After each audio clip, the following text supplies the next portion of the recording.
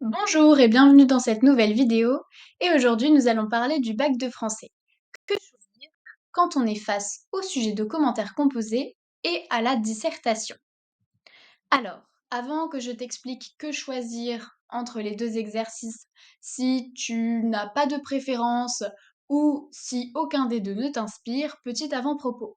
Cette vidéo est paradoxale parce que je te conseille de ne pas partir avec une idée préconçue du type c'est sûr que je prends la dissertation. Il y a forcément un exercice dans lequel tu te sens plus à l'aise que l'autre, et c'est normal. Mais fais attention à bien rester ouvert, n'hésite pas à changer de sujet si tu n'es pas sûr de toi. Fie-toi aussi à tes notes de l'année et à ta régularité. Quel est l'exercice dans lequel tu es le plus constant, dans lequel tu as les meilleurs résultats? Mais le jour J, que faire si le sujet de ton exercice préféré ne t'inspire pas du tout? Si tu ne maîtrises pas l'autre exercice, si tu ne comprends pas le texte à commenter ni le sujet de dissertation, ou encore si tu hésites entre les deux et que tu ne sais pas lequel choisir. Eh bien, reste avec moi, je vais te partager mes meilleurs conseils. Tout d'abord, pas de panique. Je prends le temps de réfléchir et de choisir parce que ce n'est pas du temps perdu. J'essaye d'analyser les deux sujets, les mots les plus importants de la dissertation et les thèmes abordés du commentaire. Si je ne comprends pas les mots du sujet de dissertation, j'essaye de les interpréter à partir de l'intitulé du parcours associé. Si je ne les comprends toujours pas, alors je choisis le commentaire, sinon je ferai un hors-sujet. Si je ne comprends pas le texte du commentaire, évidemment je choisis la dissertation. Mais si je ne comprends ni l'un ni l'autre, que faire?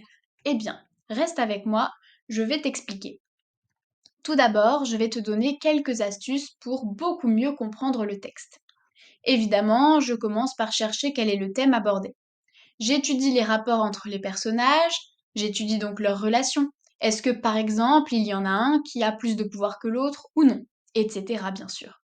S'il n'y a pas de personnage, j'étudie les caractéristiques du texte.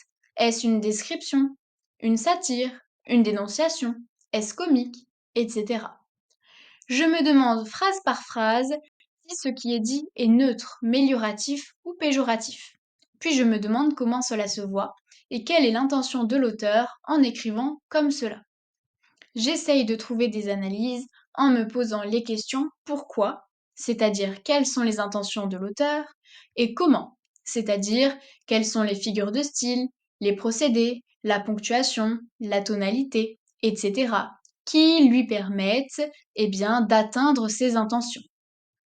Voilà quelques petits conseils qui te permettront de mieux comprendre le texte. Pour les compléter, je t'invite à consulter ma vidéo sur la méthodologie du commentaire de texte. Maintenant, nous allons voir comment mieux comprendre le sujet de dissertation. Première étape, je définis les mots les plus importants, avec mes propres mots, en trouvant des synonymes, ou alors en m'aidant de ma connaissance de l'œuvre si vraiment je suis en difficulté. Il faut que tu reformules le sujet avec tes propres mots, que tu cherches le lien avec le parcours associé, puisqu'il y en a obligatoirement un. Et je vais aussi chercher le lien avec mon cours, mais attention, il ne faut pas basculer dans le hors-sujet et réciter le cours au lieu d'analyser.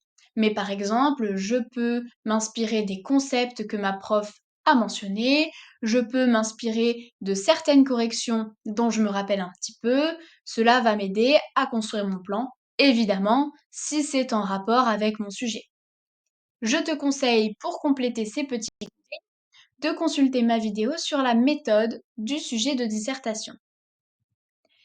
Voilà. Évidemment, à toi de déterminer quel est le sujet qui est le plus intéressant pour toi et qui te permettra de réussir au mieux.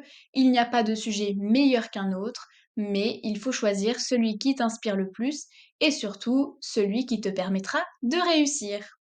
Je te souhaite bon courage et je te dis à très bientôt dans une prochaine vidéo.